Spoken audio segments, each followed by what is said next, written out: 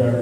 అప్పుడు సుమహాత్మే ధర్మరాజును వినాయక వ్రతం చేస్తే కష్టాలు తొలగిపోతాయి, సమస్త సౌఖ్యాలు కలుగుతాయంటూ దాని గురించి ఇలా చెప్పాడు.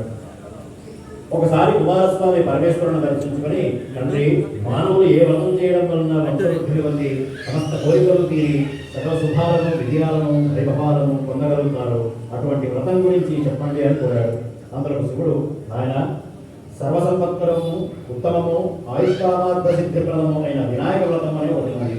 దీనిని భాద్రపద శుక్ల చవితి నాడు ఆచరించాలి.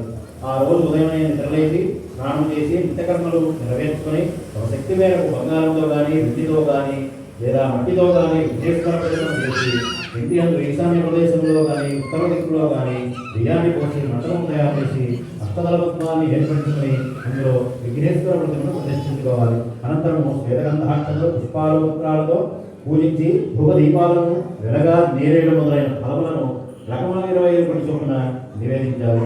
నృత్య, గీత, వాద్య, పురాణ పట్టణాలతో పూజలు ఉపయోగించుకొని యథాశక్తి వేదమైన బ్రాహ్మణులకు దక్షిణదానపూర్వం తెచ్చుకోవాలి. బంధుజనులతో కలిసి భోజ్యభోజ్యాలను భోజనం చేయాలి. మరునాడు ఉదయం